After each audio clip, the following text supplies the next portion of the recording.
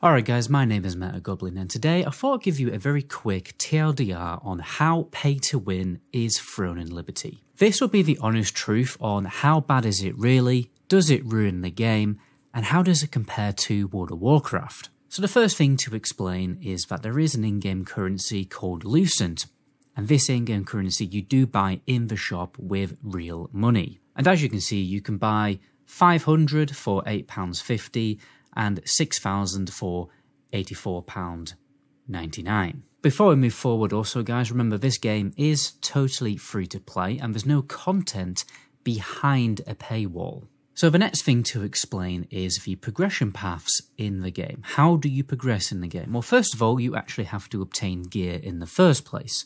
Then you have to upgrade your gear. You also have skills in the game, which you do get from leveling up, but you can also upgrade those skills to make them more powerful and reduce their cooldowns.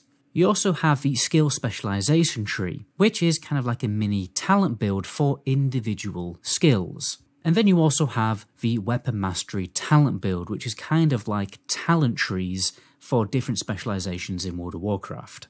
So you can buy gear on the auction house with Lucent, which is the real-life money currency.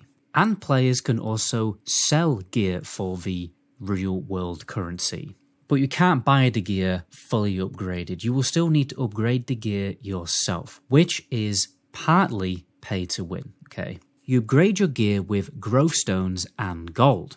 You can craft the growth stones, and they do require magic powder, which can be earned in the game, but you can also buy that with Lucent with real money. But you can't obtain the crystals. You still need to play the game in order to get the growth stones in order to upgrade your gear. You can't just buy the gear and then fully upgrade it with swiping your credit card sat in a capital city. You still actually have to go out into the world and play the game properly. So yes, you can pay to skip the progression a little bit, but you can't entirely skip the process about playing the game. Now you can also upgrade your skills with skill growth books. You need parchment and growth stones. You can only obtain parchment from playing the game, but you can buy the growth stones with real money.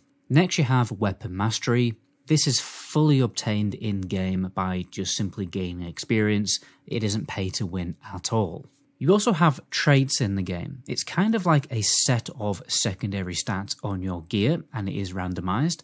So you can actually buy the traits to assign to a different piece of gear, and you can buy that with real money. But you still can obtain this by playing the game normally. You also have trait resonance, where you actually gain an extra stat on top of your free main stats that you get from your trait. This is obviously quite pay to win as well, because it is totally RNG what extra trait that you get, and the more money you have, the more you can keep rolling the dice. There's also the rune system, which is totally not pay to win. So yes, a whale can speed up their progression, but there's a cap to how powerful a player can become, and that cap isn't incredibly big to the point where it's going to take a free-to-play player months and months and months to catch up to a pay-to-play player.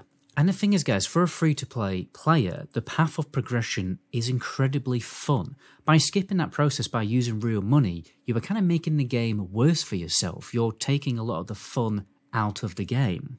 Just like how you buy gold in World of Warcraft with real money for gear, gems and enchants, Throne and Liberty works in a similar way. It's just that you can buy a little bit more power in Throne and Liberty. Throne and Liberty definitely is a little bit more pay to win. But you also have to remember that individual player power is less important in this game. It is overall more about guild power. I mean guys, I don't like pay to win. I dislike it just as much as most people. But I don't think it's so bad in this game that it's not worth playing. It doesn't totally ruin the game. There's absolutely no content behind a paywall. There's still so much fun you can have in this game without actually spending a penny. The game essentially makes money from impatient players who like ruining video games for themselves, and the pay to win isn't so bad that you feel like at a gigantic disadvantage for not buying the in-game currency. Honestly, as a free-to-play player, you do kind of feel a little bit guilty that you've not spent a single penny on the game, yet you have had so much fun playing the game, and you are able to play with all the other players and do all of the content that the game has to offer. But anyway guys, that's a TLDR on how pay to win this game really is. My name is MetaGoblin. To my next video. Ciao.